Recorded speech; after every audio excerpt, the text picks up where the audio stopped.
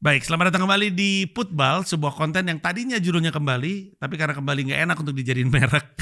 Putbal adalah IP yang lebih tepat dan konsepnya masih serupa. Ngajak orang putar balik dari jalan yang meleng ke jalan yang lurus, karena itu adalah niatnya saya. Saya pengen, ibarat saya adalah kendaraan, pengen isi bensin dulu.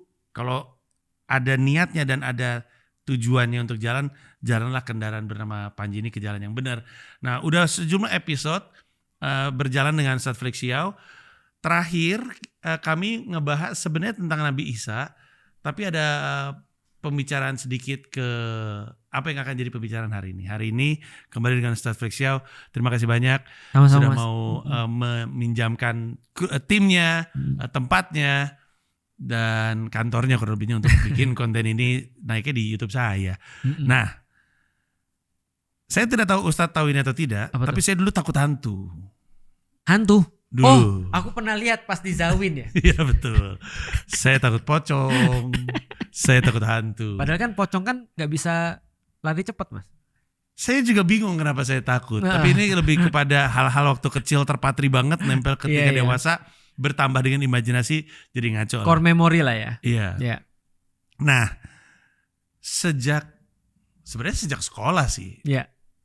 Saya tahu bahwa di Islam itu tidak mengenal hantu. Iya, betul. Iya, di Islam tuh taunya ketika dia meninggal, selesai. Di dalam di situ, ketika dipanggil naik semuanya baru di akhir gitu nanti kan. Ini aja terlalu oversimplifikasi ya. Iya. Tapi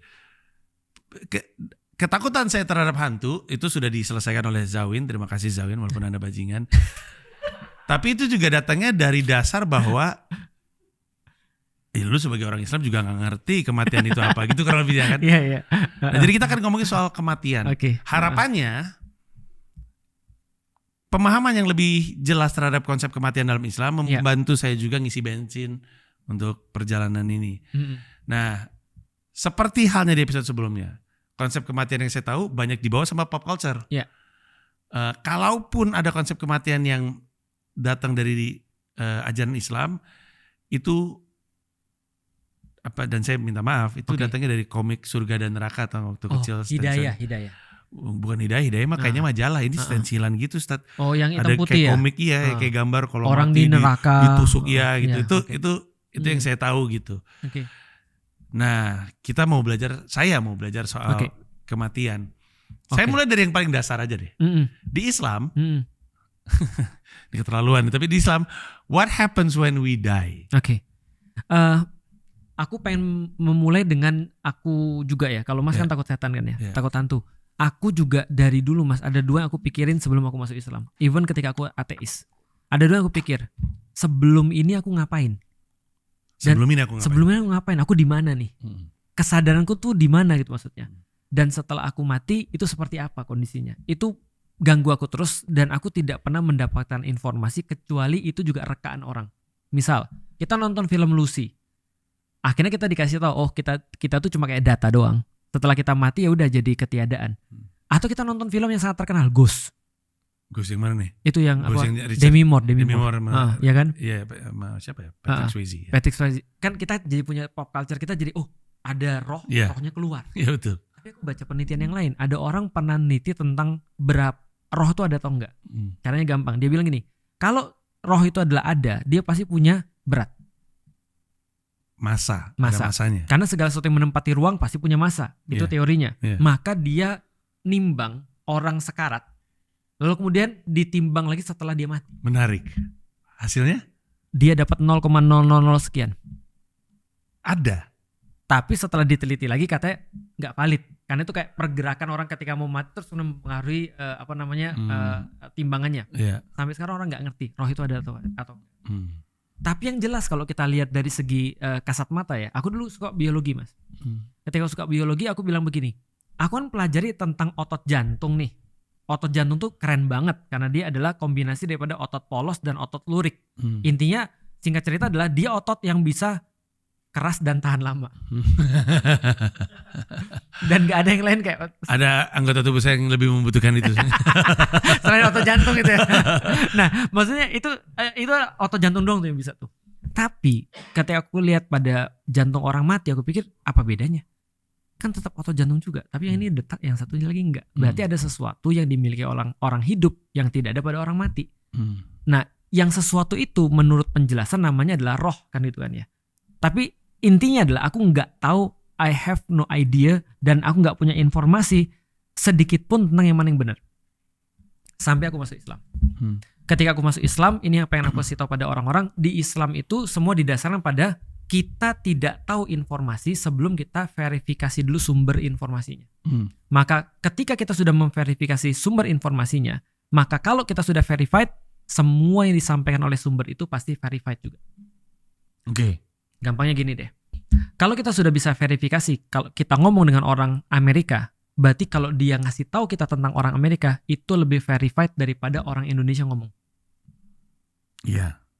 Secara umum. Iya. Nah, itu juga menyangkut tentang mati. Nggak ada orang yang bisa, orang bilang kan, dead man tells no tales. Orang mati nggak bisa cerita. Jadi dia nggak bisa ngasih tahu. Tapi ada ustadz yang balik lagi dari kematian. Ya itu aku juga nggak ngerti apakah dia halusinasi atau enggak. Tapi setidaknya orang mati nggak ada yang ngasih tahu tentang kematiannya itu seperti apa. Atau sampai sekarang belum pernah ada orang YouTubing bagaimana terus kemudian kondisi akhirat kan itu kan ya. Waktu itu tuh pernah ada AI-nya dimarahin sama MUI waktu itu. Hey guys, lagi di neraka nih. Gua lagi neraka nih Day One gitu kan ya. Dewa di neraka dimarahin MUI. Nah, tapi balik lagi rekaan kan ya. Bukan sebuah kenyataan kan. Nah, artinya kita cuma bergantung pada satu informasi.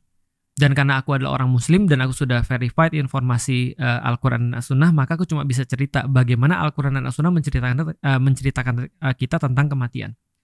Pertama, kematian bukan ujung. Itu harus kita tahu. Logisnya adalah kalau dulunya kita tuh nggak ada, maka kita pasti akan balik lagi ke nggak ada. Dan nggak ada di sini maksudnya adalah ketidakadaan fisik. Jadi kalau semua yang berawal pasti ada akhirnya. Kalau ada start pasti ada off-nya. Nah maka Ustaz, gimana? sorry dipotong sedikit. Gak apa-apa.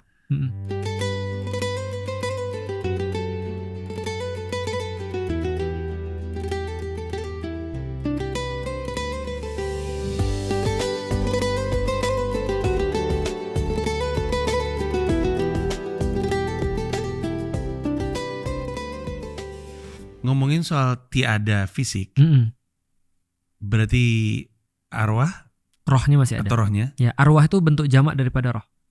Ini saya tarik mungkin bisa jadi tolol, tapi mungkin membantu saya menjelaskan. Ya. Waktu Adam dan Hawa masih di surga itu kan roh tanpa fisik kan, pas diturunin ke dunia baru jadi ada wujud fisik. Nah, ulama mengatakan mereka ketika di surga itu roh dan fisik. Oh ya? Iya. Karena nanti ada hadisnya bahwasanya Adam itu dibentuk dulu seperti manusia. Seperti manusia yang sekarang dalam bentuk tanah. Dan setan datang tuh ngeliatin kayak gini doang. Nah, berarti itu sudah ada fisiknya tuh. Baru Allah meniupkan ruhnya kepada Adam. Nah, berarti ada roh dan ada fisiknya. Oh, soalnya tadinya saya jadi hampir paham konsep kematian karena kalau tadinya kita hanya roh, terus kita dijadiin fisik, terus ketika fisik itu usai masa kerjanya kembali jadi roh, masuklah konsep kembali ke surga atau neraka tergantung sama amalan gitu. Tadinya saya jauh nggak konsep yang saya pahami, benar nggak? Nggak jauh. Itu masih bisa untuk dipakai. Karena kita bisa mengatakan setidaknya kematian hanyalah kematian jasad. Maka di dalam Islam sesederhana bahwasanya kematian itu tidak perlu dikhawatirkan sama sekali karena dia pasti datang. Karena itulah Islam memandang kalau kehidupan itu adalah asalnya dari Allah dan kembali pada Allah, maka kematian cuma di tengah-tengahnya.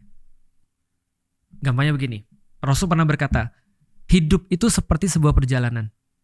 Namanya orang jalan, gak ada yang mau di tengah-tengah. Sama kayak orang nyebrang dong. Mana ada orang nyebrang mau tengah-tengah, mereka pengen cepat nyampe. Kenapa? Karena tujuan mereka adalah di ujungnya itu. Hidup adalah perjalanan. Tengah-tengahnya itu adalah di dunia itu namanya. Nah maka bagi orang-orang yang ngerti tentang hidup ini adalah perjalanan, mereka gak takut mati. Maka di dalam Al-Quran berkali-kali Allah sampein, kalau kalian benar, harusnya kalian gak takut mati. Oh iya, berkali-kali disampaikan. Berkali-kali. Jadi Allah katakan di dalam Al-Quran, fattamannaul maut, dan inginkanlah kematian in kuntum shodikin, kalau Anda memang termasuk orang yang benar. Saya mau analogi perjalanan naik mobil lagi ya, Ustaz. Okay. Jadi kan kalau yang nontonin Putbal beberapa episode ke belakang tuh, gue tuh sering bilang bahwa Putbal ini ibaratnya gue ngisi bensin. Yeah. Terus kalau gue udah punya bahan bakar yang lengkap, barulah menurut gue perjalanannya itu bisa tenang. Itu ibarat kalau tanpa bahan bakar ini tuh ibaratnya, sekali lagi ini bisa pembenaran gue aja, tapi ibaratnya adalah gue jalan dengan kondisi di tengah gue mesti ngisi bensin lagi, gitu. Nah terus gue berpikir rohnya gue adalah si Panji yang masuk mobil, mobilnya tuh badan. Panji tadinya di luar mobil. Panji masuk mobil, Panji sampai, Panji keluar mobil. Yang berarti orang yang takut meninggal itu lebih takut kehilangan mobilnya daripada memikirkan perjalanannya mau sampai sana atau tidak. Betul. Gitu. Itu bisa dipakai. Hanya saja kalau misalnya kita mau diambil lebih bagus lagi adalah kayak gini misalnya. Kata Rasulullah pernah sama seorang sahabat. Dia bilang gini, kenikmatan dunia yang disediakan oleh Allah itu seperti ketika kalian mencelupkan jari telunjuk kalian ke dalam sebuah lautan. Kemudian kalian angkat dan perhatikan berapa banyak yang kalian bisa angkat dari satu telunjuk itu. Setetes, 2 tetes, 3 tetes. Kata Rasul, itulah kenikmatan yang diberikan oleh Allah untuk seluruh umat manusia dari awal sampai akhir. Dibagi rata cuma beberapa tetes itu. Sementara yang Allah tahan di akhirat itu seperti lautan. Berarti dengan perumpamaan ini orang-orang jadi ngiler kan? Gila, yang kita rasain ketika kita nikah, yang kita rasain ketika kita, yang nikahnya bagus ya, tentu saja, yang dia rasain ketika dia dapat prestasi dan segala macam, itu cuma sebagian kecil daripada tetesan itu. Dia nggak sabar ingin merasakan lautnya dong. Nah berarti konsep mati adalah konsep pertemuan dengan lautan itu. Dan perpisahan dengan yang beberapa tetes ini. Itu konsep di dalam Islam. Makanya orang-orang yang benar cenderung gak takut. Meskipun benar dengan versinya sendiri loh. Contoh misalnya gini, kalau ada orang udah ngomong gua mati juga gak apa-apa, itu berarti dia sudah dapat dalam tanda kutip kebenaran versi dia sendiri. Meskipun mungkin bukan kebenaran dalam versi agama. Andaikan gua mati demi bela ibu gua gak apa-apa. Gitu kan ya. Artinya ini konsep mati juga sama nih. Kalau orang benar dia gak takut. Nah maka di dalam Islam ketika mati itu adalah bagian daripada perjumpaan dengan Allah, maka yang dipikirin ketika mati bukan matinya, tapi bagaimana persiapan untuk matinya. Nah dari titik ini aku bisa menjelaskan apa yang terjadi setelah kita mati. Di dalam hadis Rasul katakan gini, ada 2 jenis orang meninggal, ada orang baik, ada orang gak baik. Begitu orang baik meninggal, kalau misalnya kita lihat ada seorang ustadz sering bilang gini, kalau kita lihat orang yang lagi sakaratul maut, mereka biasanya ngeliatin ujung-ujung langit. Dan mungkin mereka ngelihat apa yang nggak kita lihat. Setidaknya itu terkonfirmasi dari hadisnya Rasulullah. Bagi orang-orang yang sakaratul maut, orang-orang yang baik, maka di ujung daripada langit-langit itu mereka sudah melihat ada malaikat yang turun dari langit. Bawa kain kafan dari langit berikut wewangian. Kemudian datang ke situ, terus kemudian nyambut nyawa mereka dengan enak. Menurut satu hadis dikatakan seperti nyabut rambut dari adonan roti atau seperti netesnya air daripada tempat air minum. Mudah banget. Nah setelah mereka diambil, mereka terus kemudian dipakaikan kafan dari surga tadi, lalu kemudian dikasih wangian, terus mereka dibawa naik ke langit. Kata Rasulullah. Di setiap lapis langit ditanya, itu siapa? Kok wangi banget? Ini orang soleh. Naik lagi sampai atas, lalu kemudian Allah bilang, catat dia menjadi orang-orang baik dan tempatnya sudah di sini. Lihat previewnya. Udah lihat previewnya, udah. Sekarang turun, balik lagi ke bumi. Karena kamu dari bumi, nanti kamu akan dibangkitkan di bumi juga. Maka mereka masuk ke dalam namanya alam kubur, alam barzah. Nah, di dalam alam barzah itu mereka dikasih hiburan. Tiap pagi dan tiap sore dikasih rezeki, makanan. Lalu kemudian mereka diperlihatkan tempat tinggal mereka nanti di surga, dan itu hiburan yang luar biasa bagi mereka. Trailer-trailernya udah diliatin, dan seluruh amal-amal mereka akan mereka nikmati ketika dalam kubur sampai dengan hari berbangkit. Saya nggak sabar nungguin yang matinya nggak bagus nih. Karena itu kayaknya enak banget kayaknya ya. Sorry, saya recap sedikit Ustaz. Jadi ada yang salah dengan yang saya pahami berarti. Saya soalnya taunya orang Islam itu ketika meninggal terus ditanya kan, siapa Tuhanmu? Nah itu setelah dia balik lagi ke bumi. Baru ditanya. Saya nggak tahu tuh yang dia naik ke langit dulu. Proses itu. Dikasih trailer dulu. Di Islam ada itu diceritakan di Al-Quran. Diceritakan dalam hadis. Oh dalam hadis. Iya, jadi dalam Rasulullah hadis. yang Rasulullah yang bilang. Habis itu ketika udah di alam barzah, di alam kubur, baru ditanya. Oh, jadi saya ada yang ngeblank tuh. Saya malah taunya selama ini ketika di situ tuh udah aja nggak ada aktivitas apa-apa. Terus pas trompet sangkakala baru pada bangkit semua. Betul. Baru balik lagi ke atas gitu. Baru balik lagi ke surga. Jadi ada waktu dong. Ada. Di alam barzah. Ada. Dan itu lama. Tapi waktu nggak berjalan linear. Atau sama? Waktu kita nggak ada konsep waktu seperti dunia tentu saja, tapi dikatakan sangat lama sekali. Makanya kan ada dikatakan misalnya di dalam Al-Quran ya, dikatakan ada satu konsep namanya time dilation kan ya. Satu hari kalian sama seperti satu hari bagi malaikat sama seperti 50.000 tahun kalian. Wow. Ulangi Pak, Satu hari bagi kita, satu hari bagi malaikat naik turun ke langit itu sama seperti 50.000 tahun kita. Gokil. Interstellar, tonton film itu. Iya betul. Itu time dilation kan itu kan ya. Nah, ini ada konsep seperti itu di dalam Islam. Nah, artinya ketika nanti kita di alam barzah itu dikatakan panjang sekali. Makanya kan kita sering bilang gini ya. Kita hidup di dunia misalnya cuma sekitar 70 tahun ya. Syukur-syukur kalau nyampe ya. Syukur-syukur kalau lebih, yang penting sehat. Tapi berapa banyak baju kita yang kita pakai selama 70 tahun misalnya. Kita tentu nggak bisa ngitung sampai sekarang. Dan kita nyiapin itu seumur hidup kita beli yang baru, kita pilih yang paling bagus dan segala macam. Tapi dengan konsep yang sama, kita mikir nggak sih pakaian kita nanti di alam kubur? Andai kan ada orang meninggal ketika Indonesia merdeka, sekarang udah berapa? 70 tahun misalnya Indonesia merdeka. Artinya 80 tahun Indonesia merdeka. Berarti dia udah 80 tahun di dalam kubur dong. Apalagi orang-orang yang sebelumnya. Artinya lama banget di dalam alam kubur. Nah, konsep waktunya bukan konsep kita yang jelas lama. Makanya dikata oleh Rasulullah, berbekallah untuk mati kan gitu. Nah, itu bagi orang baik. Bagi orang jahat, yang dia lihat adalah malaikat-malaikat yang turun bermuka hitam. Muka hitam artinya kan marah, artinya muka hitam artinya dia benar-benar gak suka dengan keadaan yang terjadi, dan dia bawa kafan dari neraka dan baunya busuk. Dan ketika dia dicabut nyawanya, dikatakan seperti dalam hadisnya itu seperti besi berkarat yang ditarik dari kain yang basah. Jadi benar-benar sulit keadaannya. Nah, jadi setelah itu terus kemudian dia ditunjukin tempatnya di neraka, dan itu adalah siksaan pertama dia yang paling berat. Dan setiap waktu ketika dia terus kemudian sudah di tanah, dia akan terus kemudian mengalami ya siksaan-siksaan yang sudah kita tahu itu, siksaan-siksaan alam kubur itu. Di titik ini Ustadz, saya khawatir banyak orang merasakan hal yang sama seperti yang saya rasakan. Apa tuh? Yaitu sedih. Karena dari deskripsinya ayah saya meninggal seperti yang kedua. Alasannya? Beliau kena serangan jantung dan tersiksa lah pokoknya. Meninggalnya nggak enak. Aku punya kabar gembira. Jadi gini ceritanya. Ada banyak orang yang sering agama itu adalah transaksional. Kalau kamu berbuat baik di dunia, kenapa kamu pengen surga? Karena aku udah berbuat baik di dunia. Kenapa kamu boleh minta kepada Allah? Karena aku sudah ibadah gini-gini. Sebenarnya di satu titik transaksional ini menjadi tidak ada masalah, tapi menjadi masalah ketika itu jadi sebuah tujuan di dalam hidup. Artinya kita nggak akan berbuat sesuatu kalau tidak ada janji sesuatu. Apa yang membuat transaksional ini jalan? Fisikal. Orang menjadikan fisikal sebagai tanda. Contoh misalnya kayak gini ya.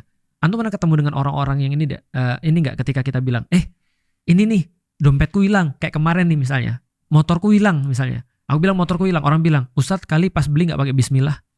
Gitu kan. Jadi seolah-olah harus ada transaksional yang terjadi di situ dan sesuatu bersifat fisik. Contoh ya, kalau misalnya ada orang tiba-tiba meninggal di hari Jumat lagi senyum, berarti dia pasti banyak pahala. Kalau ada orang sakit jantung terus kemudian merasa kesakitan atau kelelep itu lebih sakit daripada sakit jantung. Itu pasti dia kemudian meninggal karena dia banyak dosa. Apa kabar yang terjadi di Gaza? Meninggalnya aku yakin secara fisikal lebih parah daripada bapak gitu kan ya. Tapi apakah kita bisa menjudge bahwasanya itu adalah mati su'ul khotimah? Jawabannya tidak. Kita cuma bisa mengatakan kalau ada orang yang meninggal dalam keadaan tenang, insya Allah ini husnul khotimah. Tapi kalau ada orang meninggal dalam keadaan sulit, kita bisa katakan bahwasanya alhamdulillah bisa jadi dia punya kesalahan-kesalahan ketika di dunia dan semuanya sudah dinolkan oleh Allah dengan kesakitan. Jadi semuanya jadi baik kan. Tapi yang sudah pasti adalah kita nggak tahu nih kita matinya seperti apa. Tapi yang jelas bekal itu harus ada. Dan termasuk salah satu bekal adalah anak yang soleh kan gitu. Artinya Mas Panji dalam keadaan ini punya keadaan yang lebih baik daripada aku. Mas Panji sudah jelas bapaknya mati dalam keadaan Islam. Meskipun kita nggak tahu ibadah-ibadah dia di dunia, tapi aku nggak tahu bapakku mati dalam keadaan apa atau ibuku mati dalam keadaan apa. Artinya kalau andai kan kayak yang sudah terjadi, nenekku mati, jelas bukan muslim. Aku mau doain gimana caranya? Paling cuma dalam hatiku aja kan, aku sayang sama nenekku, aku dulu dibesarin sama nenekku ketika masih kecil, aku cuma bisa bilang dalam hati aja, mudah-mudahan somehow ketika dia mati dalam keadaan baik misalnya. Atau kayak kemarin ketika kita lihat Greta Thunberg, kalau kemudian segala macam orang-orang, dan mereka bukan orang pertama loh mas, ada satu orang Amerika meninggalnya digiles tank Israel. Aku baca seluruh ininya, seluruh biografinya, dan aku mikir, ya Allah, kalau boleh di hari akhir, aku bilang meskipun dia bukan muslim, aku tuh jadi saksi dia tuh lebih muslim daripada orang muslim loh. Boleh nggak sih dia masuk surga gitu? Kan kita pengennya kan begitu kan ya. Nah tapi balik lagi soal kematian ya, yaitu balik lagi rahasianya Allah, dan tinggal kita mikirin kita punya bekal atau tidak. Tapi kalau misalnya kejadian seperti apa, ya kita harus selalu berhusnuzon dengan itu. Oke. Ketika tadi kita meninggal, terus kan kita sempat ngelihat siapa malaikat yang jemput, dan ini universal ya. Orang Amerika pun, orang bule pun ada kayak gitunya itu. Betul. Mungkin karena tadi di episode sebelumnya kita ngomongin sebenarnya Yesus ya. Perjalanannya masih sama. Yeah. Tapi orang-orang melihat dan menyaksikan orang-orang yang meninggal, ada yang kayak ngeliat sesuatu, ada yang bergumam sedikit. Jadi mungkin agak mirip. Mungkin itu memang sesuatu yang umum terjadi. Iya, regardless agamanya. Yeah. Abis itu ketika dikasih intip, oh ini wangi. Kalau yang nggak wangi, ya udah, mereka sudah dicatat menjadi orang yang sedih kan. Kan dijemput sama malaikat yang berwajah hitam, terus langsung dibawa ke alam barzah. Langsung dibawa ke alam barzah. Oke. Dia dibawa ke langit juga. Oh, dibawa ke langit juga. Dan setiap kali ada pintu langit terbuka, dikatakan itu busuk banget, itu siapa? Yang nonton agak lain mungkin ingat adegan Gita Bebita. Kok bau anjing ya gitu. Ada gitunya kayak. Serius kau bau anjing, terlalu bau anjing itu. Iya, kalau nggak bau anjing bau babi ya. Nah, oke, bau di alam barzah. Yeah. Technically speaking, karena saya juga nggak punya bayangan. Oke. Alam barzah ini kan bener-bener alam kan, bukan berarti alam barzahnya adalah tanah tempat dia berada. Bukan. Jadi konsep bahwasanya langit itu di atas dan bumi atau tanah itu di bawah, itu konsep duniawi. Konsep yang berikutnya itu sudah nggak ada lagi. Oke, jadi anggapannya ini dengan bahasa penonton Avengers nih. Iya, betul. Anggapannya itu ada kayak sebuah multiverse. Betul.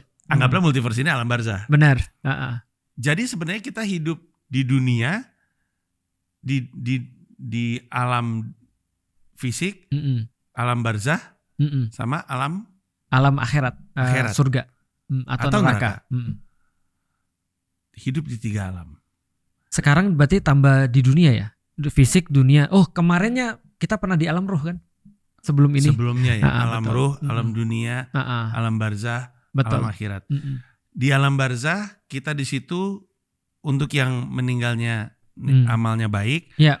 Kita dikasih rezeki. Ya, dikasih makan, dikasih rezeki, dikasih lihat selalu nih kayak tempat gini tidur tempat kita lo. Jadi gimana. kita menanti kapan ya.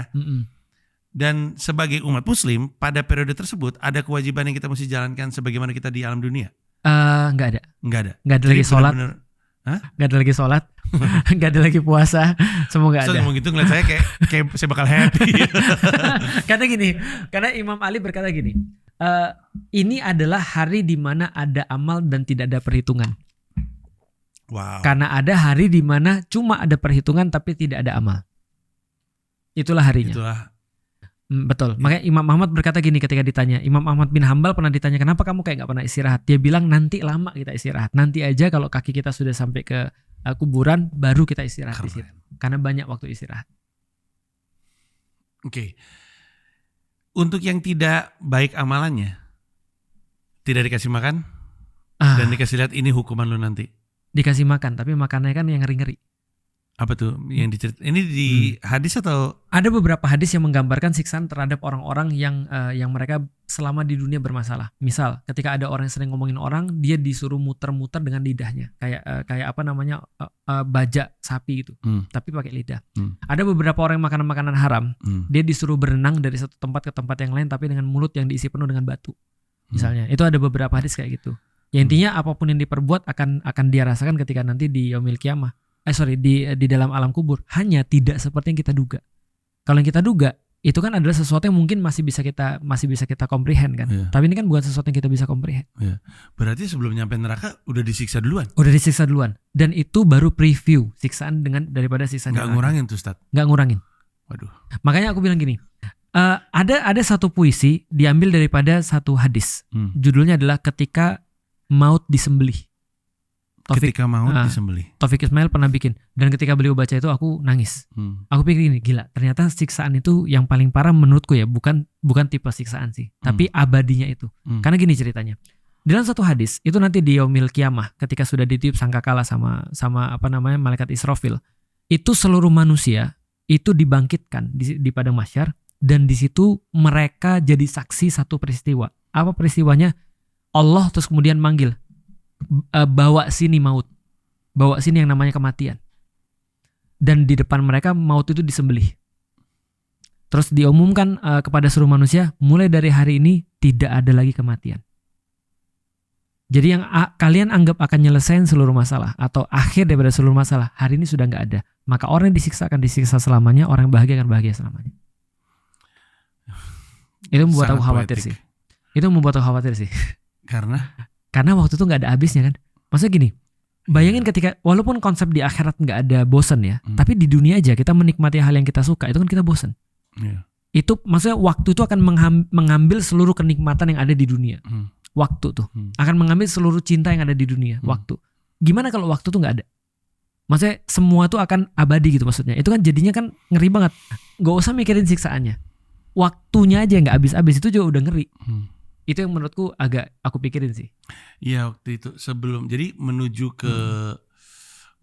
ke Mensrea Indonesia Arena, saya baca buku Ustadz. Saya lupa yang nulis siapa, tapi judulnya kurang lebih What If Cats Disappeared from the World. Itu tuh Ustadz pernah baca belum? Belum. Jadi itu bukunya tentang seseorang dan kematian. Okay. Jadi dia ketemu sama malaikat maut sebenarnya. Terus dia tuh kanker. Ini saya coba sesingkat mungkin. Dia tuh kanker. Terus dia kaget ketika dikasih tahu bahwa dia punya umur cuma beberapa bulan lagi. Dalam kagetnya dia pulang ke rumah, ada sosok. Dan kamu siapa? Saya kematian. Kenapa kesini? Karena sebenarnya kamu besok meninggal. Oke. Dokter cuma bilang kisarannya sekarang sampai berapa bulan, tapi kamu meninggal besok. Saya nggak siap. Terus malaikat mautnya bilang, gua kasih lu 1 hari, tapi satu hal dari dunia harus hilang. Oke. Terus pertama dia mulai apa ya, film kali ya, film nggak penting di dunia ini. Terus film hilang, terus dia masih hidup. Terus besoknya dia minta telepon hilang deh, telepon nggak perlu, telepon hilang. Terus sekali waktu dia bilang jam dan waktu. Toh gue akan meninggal anyway, bisa nggak ada waktu di dunia biar orang nggak perlu buru-buru supaya saya bisa hidup 1 hari lagi. Tapi ketika konsep waktu hilang, dia malah tersiksa. There's no excitement.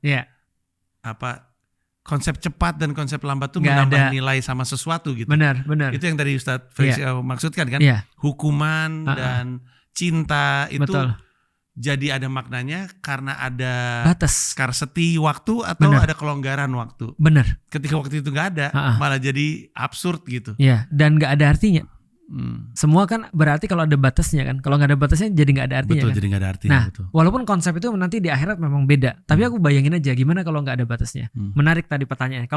Kalau misalnya malaikat maut datang, terus kalau kamu mau diperpanjang 1 hari harus ada yang kamu korbanin di dunia. Di dalam Al-Quran ada kasus yang dibalik. Kalau kamu mau hidup lagi, apa yang mau kamu lakukan? Maka orang-orang menjawab sedekah. Ngasih sesuatu ke orang. Aku bertanya-tanya kenapa gak sholat ya? Kan harusnya kan sholat itu kan kayak sesuatu yang penting kan gitu kan ya. Tapi kenapa gak sholat? Ternyata aku baru dapet sih. Oh ya, sholat kan perlu waktu ya. Sholat kan aku sholat perlu 4 menit. Wudhu tambah 2 menit ya udah 6 menit lah perlu waktu untuk sholat. Tapi kan sedekah kan langsung immediate effect. Orang langsung dapat, kita langsung sedekahin duit kita, selesai. Nah ternyata yang paling berarti ketika kita minta hidup lagi sedekah. Mungkin yang kedua mungkin sholat. Balik lagi ke konsep kematiannya Ustadz. Tadi kan kita ngomong di alam barzah yang tidak mendapatkan, maksudnya tidak melakukan amal baik itu udah dapat siksaan duluan. Terus mungkin di preview nanti hukumannya bakal kayak gini.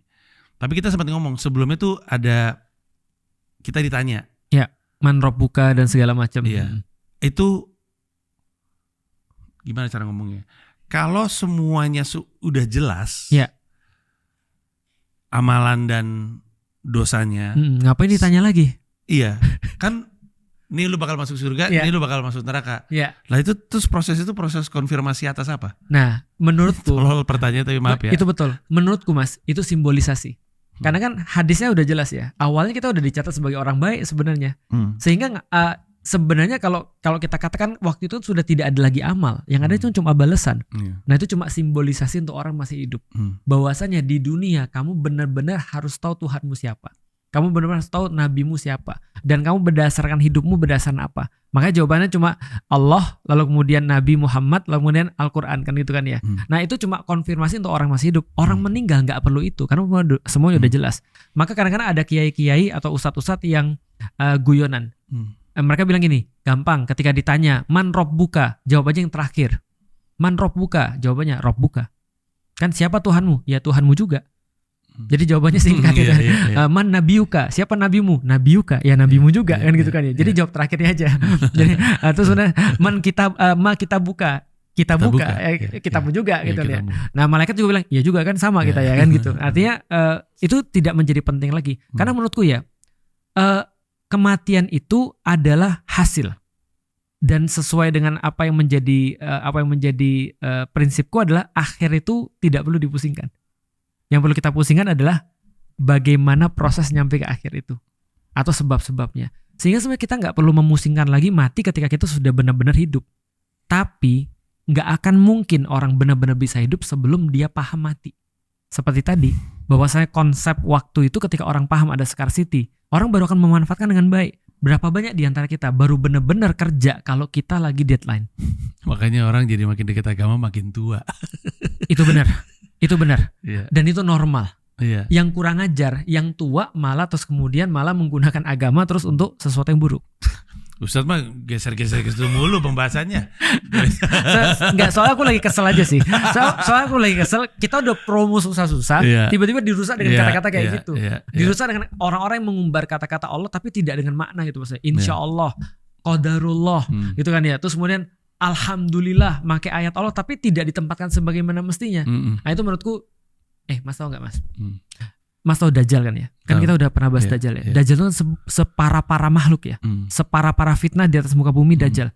Tapi kata Rasulullah, ada yang lebih parah daripada Dajjal. Ulama-ulama ulama-ulama busuk. Ulama-ulama yang jelek, yang menggunakan ayat-ayat Allah untuk pembenaran nafsu dia. Ini Rasulullah yang ngomong. Rasulullah yang ngomong, bukan kita yang ngomong. Artinya menurutku ya, kalau kamu takut Dajjal, sekarang kadang-kadang kita udah lihat trailernya kali. Ada banyak ulama-ulama ngomong tadi kan ya, Islam itu adalah agama yang kayak gini, tapi merusak lingkungan. Ya. Tapi Ustadz, tadi kan kita ngomongin banyak banget deskripsi akan kematian ya, dan apa yang terjadi. Berapa persen dari yang Ustadz ceritakan itu hadis sumber informasinya? Berarti yang diceritain di Al-Quran apa tentang kematian? Yang ceritaan orang-orang yang merasa menyesal ketika dia berbuat di dunia perkara-perkara yang buruk itu menyesal ketika di akhirat. Tapi tidak sampai kayak apa ya yang detail seperti dalam hadis. Karena penjelasan detailnya senantiasa dalam hadis. Surga dan neraka secara konsep dijelaskan di Al-Quran. Dijelaskan di dalam Al-Quran. Ada kata-kata jannah, ada kata-kata annar. Jannah adalah surga, annar adalah al-jannah adalah surga, annar adalah api neraka. Itu diceritakan juga. Bahkan diceritakan api neraka itu kayak makhluk. Jadi di dalam Al-Quran bisa diceritakan Allah nanya kepada neraka ketika sudah banyak orang yang dimasukkan ke dalamnya. Ini simulasi ke depan. Allah bilang gini, Halim talakti, apakah sudah penuh kamu? Terus dia jawab, hal mim mazid, ada yang mau ditambah lagi? Diceritakan di dalam Al-Quran neraka itu sifatnya seperti binatang buas yang mengendap-endap. Dia nungguin orang lewat dan dia ngambil orang itu seperti singa neraka mangsanya. Nah, diceritakan bahwa dia kayak punya karakter. Itu neraka. Diceritakan juga di dalam misalnya Al-Quran bahwasanya surga juga punya karakter-karakter. Tapi tidak seperti Allah menceritakan neraka yang sifatnya kayak bengis gitu. Ustadz ini maaf nih, saya mungkin agak ngeblank dari pembahasan kita waktu hadis kemarin. Kan hadis itu kan dari apa yang Rasulullah katakan dan apa yang Rasulullah lakukan. Betul. Ketika Rasulullah mengatakan sesuatu yang misalnya katanya kayak kematian ini, itu kan informasinya kan juga dari Allah kan. Betul. Tapi ketika informasi turun dari Allah ke dia, kenapa bukan jadi ayat Al-Quran? Nah, refresh-nya Rasulullah. Rasulullah nge-refreshing. Jadi pemilihan kata-katanya itu adalah dari Rasulullah, manusiawi. I see. Maka ada karakter yang berbeda dengan Al-Quran. Dari situ mereka tahu mana hadis mana bukan. Kalau yang frasa kata perkataannya demikian, ini mah Al-Quran. Betul. Kalau manusiawi banget ini mah jelas Rasulullah. Misalnya contoh kayak gini. Walam yakul lahu kufuwan ahad, yang terakhir daripada surat Qul huwallahu ahad, Allahu samad, lam yalid walam yulad, walam yakul lahu kufuwan ahad. Walam yakul lahu kufuwan ahad. Wa dan lam tidak akan pernah. Yakun ada, lahu bagi dia, kufuwan seperti atau setara, ahad satupun. Tidak ada sesuatu yang seperti dia satupun. Itu kalau bahasa Al-Quran. Kalau bahasa manusiawinya bukan walam yakul lahu kufuwan ahad, tapi walam yakun ahadun kufuwan lahu. Tidak ada satupun yang seperti dia. Itu struktur manusiawi. Iya, benar. Maka orang-orang ketika dengerin, kok beda ya? Dan gitu. kok matching ya? Dan informasinya kok lengkap dan segala macam. Nah itu terjadi throughout the Al-Quran. Tapi kalau perkataan manusia itu frasanya dari Rasulullah. Oke. Tapi kan kita semua percaya Rasulullah juga informasinya dari Allah Subhanahu Wa Taala, jadi kurang lebih akurat lah. Bahkan bukan percaya, itu iman. Al-Quran bilang wama yantiku anil hawa in huwa illa wahyu yuha. Tidaklah satupun yang diucapkan Muhammad itu dari hawa nafsunya, melainkan itu adalah wahyu yang diberikan kepada dia. Jadi kata-kata Rasulullah itu juga bagian daripada wahyu. Oke. Nah sekarang kita balik lagi. Setelah ditanya siapa Tuhanmu, siapa Rasulmu, kitabmu, terus apa kitabmu, itu setelahnya apa? Setelah itu kita langsung menikmati apa yang kita boleh nikmati kalau kita orang baik, dan kita disiksa kalau kita orang jahat. Oke. Nah, terus kita di alam barzah nih, lama sekali. Alam barzah itu, ini karena saya juga nggak punya gambaran ya Ustaz. Iya, apalagi aku. Iya juga sih, tapi Ustaz udah punya info dari A1. Orang dalam. Orang dalam. Itu beramai-ramai atau sendiri-sendiri kita? Sendiri-sendiri. Oh. Makanya waktu itu, iya betul. Makanya dikatakan waktu itu kan amal jadi teman. Jadi amal jadi teman, dia menerangi kuburan kita, dia menghibur kita, Al-Quran nanti akan nemenin kita. Ada hadis yang benar-benar literal dikatakan bahwasanya teman di dalam kuburan kita adalah Al-Quran. Jadi aku juga jadi malu sih kadang-kadang. Aku pikir gini, mungkin itu yang dimaksud ketika kalau kita ngafalinya dikit ya, atau kita taunya dikit. Tapi ini bisa diperbesar menurutku pemahaman tentang Al-Quran ya harusnya ya. Jadi Al-Quran tuh kayak gini, seberapa banyak kita berinteraksi dengan Al-Quran di dunia, segitulah dia akan berinteraksi dengan kita nanti di alam barzah. Wow. Jadi itu adalah Al-Quran. Benar-benar nanti dia jadi dia jadi syafaat. Syafaat itu artinya pembela, pengacara kita nanti di hadapan seluruh yang ada di situ nanti.